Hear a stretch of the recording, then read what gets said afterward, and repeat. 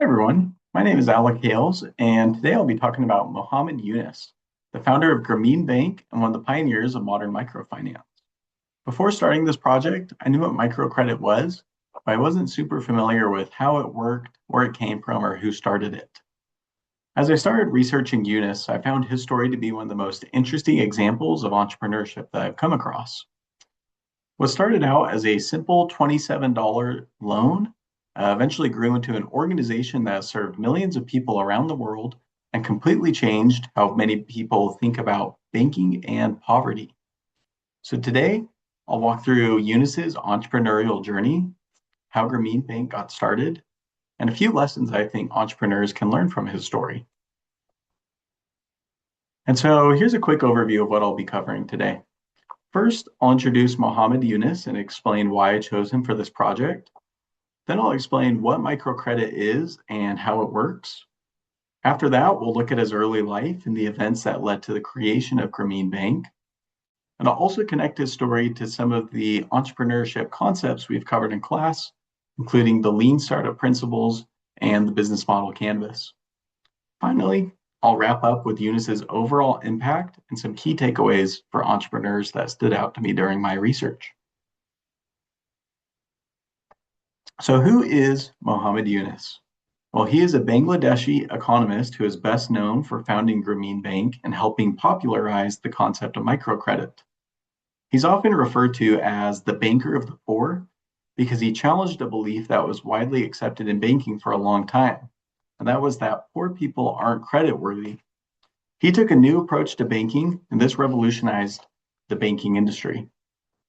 What I found interesting about Yunus is that he wasn't trying to build a massive company or become wealthy. His original goal was simply to solve a problem that he saw firsthand in his community. And that small idea eventually grew into a movement that spread around the world. In 2006, Yunus and Grameen Bank were awarded the Nobel Peace Prize for their efforts to reduce poverty through economic opportunity. Today, he's widely recognized as one of the most influential social entrepreneurs of the last century. I chose Mohammed Yunus because I wanted to learn about an entrepreneur that I wasn't already familiar with. Before this project, I'd heard of the concept of microcredit and microfinancing, but I honestly didn't know how it actually worked or where the idea came from. And so early in my career, I worked in a commercial lending at a bank. And so the idea of lending money to people with no collateral and little to no credit history immediately caught my attention. I want to learn more about how this worked because, from my perspective, this all sounded pretty risky to me.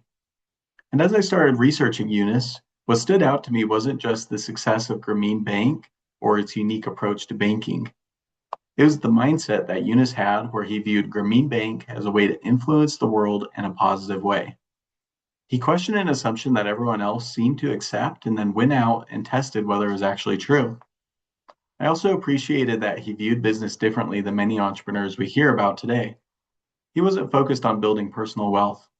He believed business could be used as a tool to solve social problems and create opportunities for people who otherwise wouldn't have them. And so the more I learned about him, the more I respected both his entrepreneurial approach and the impact he had on millions of lives. But first, before we go any deeper into Yunus or Grameen Bank, let's take a step back and just talk about what microcredit is. And so microcredit is the practice of providing very small loans to people who normally wouldn't qualify for traditional financing. These borrowers often have little income, no collateral, and limited access to formal banking services. And the idea is that even a relatively small amount of money can help someone start or grow a small business. And so, for example, a loan might be used to buy materials, tools, livestock, or inventory that allows them to start a business and then earn more income. Many microfinance organizations also provide financial education, savings programs, and other support services. And one thing that I found interesting is that borrowers are often grouped together. Since many borrowers don't have collateral, group accountability helps encourage repayment. And these groups also serve as a support network for the borrowers where they can learn from one another and discuss what worked well for them And so that what worked well for one person may be transferred to another person, and there's that knowledge sharing between the group.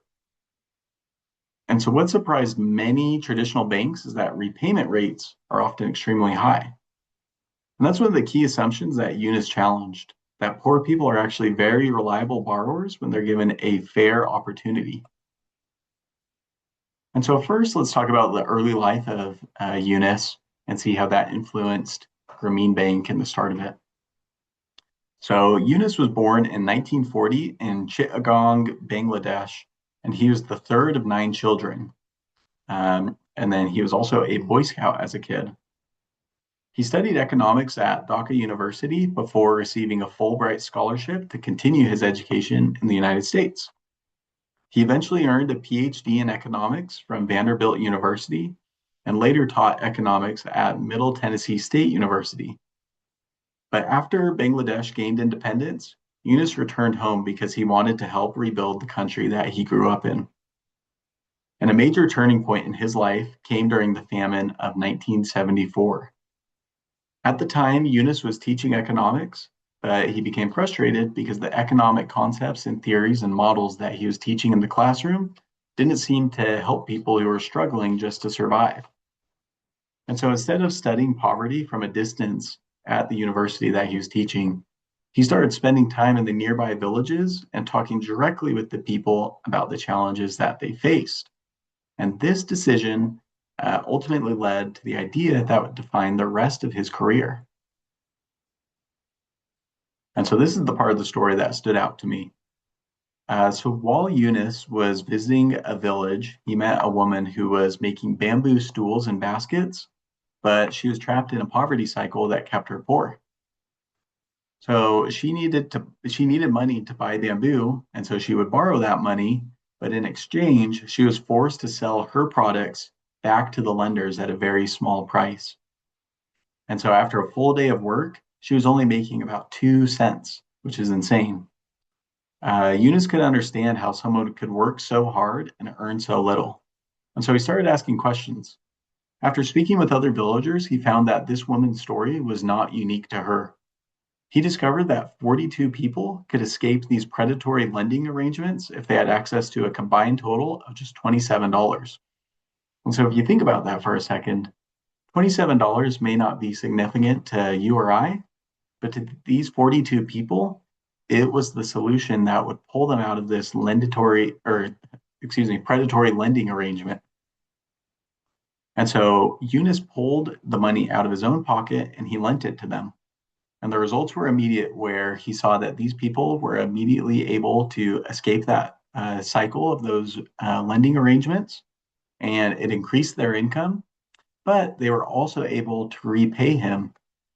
And so that experience led Yunus to ask a question, which was, if $27 can make that much of a difference, why not do more?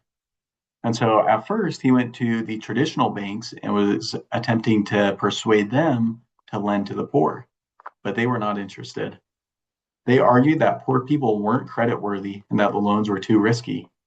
But Yunus didn't accept that answer, and he kept testing his idea. He expanded the program into other villages and continued to see a strong repayment rates. And so eventually he realized that if the existing banks weren't willing to change, he'd have to build something himself. And that led to the creation of Grameen Bank in 1983. What started out as a personal experiment became one of the most influential financial institutions in the world. And so now, if we try to relate Grameen Bank to the concepts we've talked about in this class, and we look at things through the lean startup principles, we can see a lot of similarities. And so even though the lean startup framework didn't exist when Grameen Bank was taking off, it's essentially what Yunus was doing and practicing. He didn't spend years developing a detailed business plan. He didn't raise millions of dollars before testing the idea. Instead, he went out, talked to the people in his community, and he started small. His first $27 loan was essentially his MVP, and he wasn't even trying to build a bank at that point. He was just trying to answer the question of, would access to small loans help people improve their financial situation? And once he saw that it worked, he expanded the experiment. He gathered more data, learned from the results, refined his process and his business, and continued to grow. And to me, that is a really good example of the build, measure, learn cycle that we discussed in this course. So rather than debating whether the idea would work, he just went out and tested it. He talked with his customers and he found that he would be able to resolve their issues just by launching this unique approach to banking. And I also found it interesting to learn that at Grameen Bank, the borrowers are also the shareholders of the company, which not only gives them more of a voice, but it also helps them feel invested in Grameen Bank's success.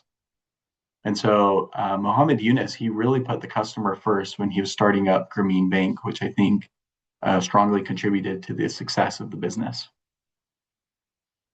And now, if we look at it through the lens of a business model canvas, we can see that we're able to map Grameen Bank's entire business model into the canvas that we talked about in this course as well. So the value proposition was straightforward. It was to provide access to financial services without requiring credit history or collateral. And then the customer segment was low-income individuals who were underserved by traditional banks. And instead of expecting customers to come into a branch in a big city, Grameen Bank brought services directly into the communities and the villages through local branches and field officers. Customer relationships were extremely important for Grameen Bank, and they were built on trust, education, and ongoing support. Revenue was similar to traditional banks, where it came from loan repayments and interest income. And then key resources included local staff, community relationships, and the lending model itself. Key activities included making loans, educating borrowers, and managing repayments. And what's interesting is that Yunus didn't create a unique new product. He just took a completely different way of delivering financial services to a market that was underserved. And that's one reason why Grameen Bank became so successful. And so now, if we look at Mohammed Yunus's impact, it's hard to say that it was not a massive impact, and the scale of it was immense. So it began as a $27 experiment, grew into a model that has been replicated all around the world by a number of organizations. Today, Grameen Bank serves millions of borrowers, with the vast majority of these being women. Tens of billions of dollars in loans over its history have been distributed.